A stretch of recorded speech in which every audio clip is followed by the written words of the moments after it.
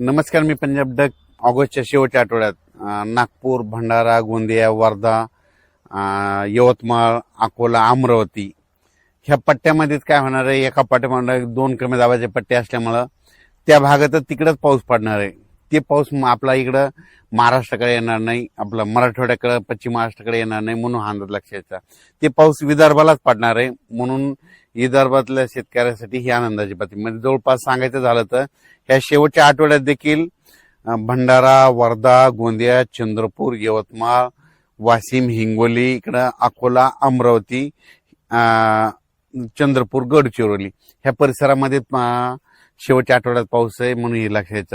मराठवाड्याची परिस्थिती जर बघितली तर मराठवाड्यामध्ये नांदेड जिल्हा, हिंगोली, लातूर, धाराशिव, बीड, जालना, संभाजीनगर या भागामध्ये मात्र खूप काय असा मोठा पाऊस पडणार नाही.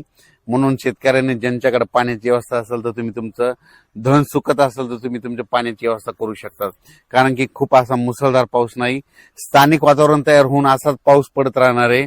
म्हणजे एवढे 10 दिवस म्हणजे 1 सप्टेंबर पर्यंत म्हणजे असाच विखुरलेल्या स्वरूपात मराठवाड्यामध्ये बीड जिल्हा झालं, लातूर जिल्हा झालं, जालना जिल्हा झालं, संभाजीनगर, नांदेड, हिंगोली, लातूर, धाराशिव ह्या जिल्ह्यामध्ये काय होणार, असाच विखुरलेल्या स्वरूपाचा तुरळक ठिकाणी पाऊस पडणार आहे. सर्व दूर काही पडणार नाही, म्हणून हा अंदाज शेतकऱ्यांनी लक्षात द्यायचा.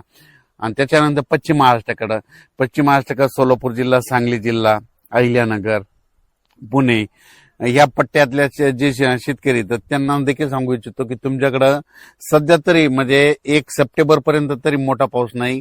म्हणून तुम्ही तुमच्याकडे जर पाणी असेल तर तुम्ही तुमची व्यवस्था, धन सुकत असेल तर पाणी द्यायची व्यवस्था करू शकता.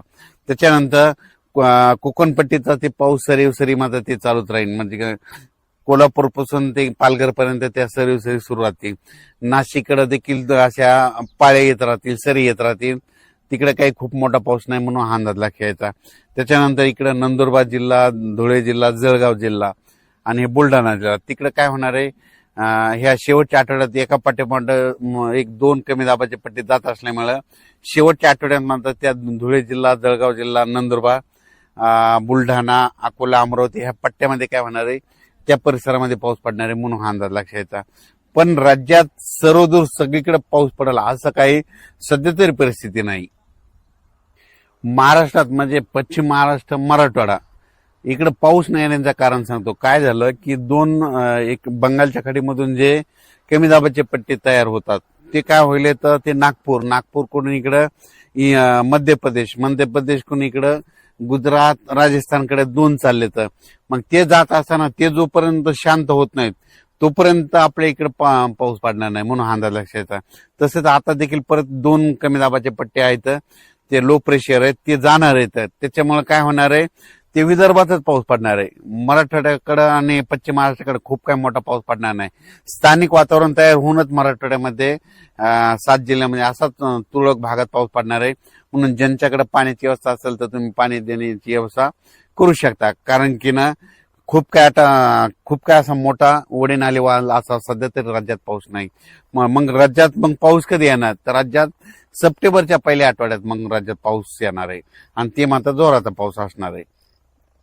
सध्या फक्त वरुणराजाची बॅटिंग फक्त विदर्भाकडेच आहे, म्हणजे त्यांच्याकडेच आहे. कारण की ना मग त्याच्यामध्ये कोणतं सांगतो की परत एकदा सांगतो, वर्धा, नागपूर, भंडारा, गोंदिया, चंद्रपूर, यवतमाळ, इकडं अकोला, अमरावती, पुन्हा मध्य प्रदेशचे जे लगतचे तालुके आहेत, मोर्शी, अचलपूर, दर्यापूर, त्याच्यानंतर इकडं परतवाडा, इकडं जळगाव, जामोद ह्या पट्ट्यामध्येच काय होणार आहे, ह्या शेवटच्या आठवड्यात मध्ये आता म्हणजे 18 ऑगस्ट ते 30 ऑगस्ट पर्यंत त्या परिसरामध्ये विदर्भातच पाऊस पडणार आहे.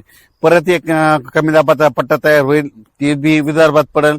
पण त्याचा पाऊस खूप लय झालं तर ह्या शेवटच्या आठवड्यात काय होईल की नांदेड जिल्हा एक घेईल, त्याच्यामध्ये हिंगोली एक घेईल, त्याच्यानंतर परभणी जिल्ह्यात काय भाग घेईल.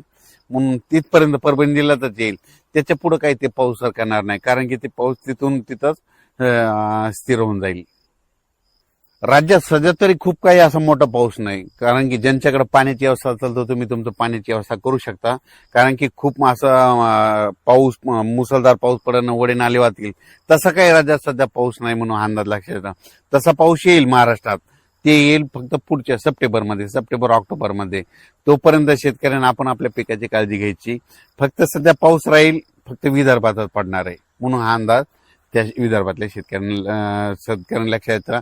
आणि विदर्भवासियासाठी आनंदाची बातमी, कारण की तिकडं वरुण राज्याची बॅटिंग आता सध्या विदर्भाकडे आहे.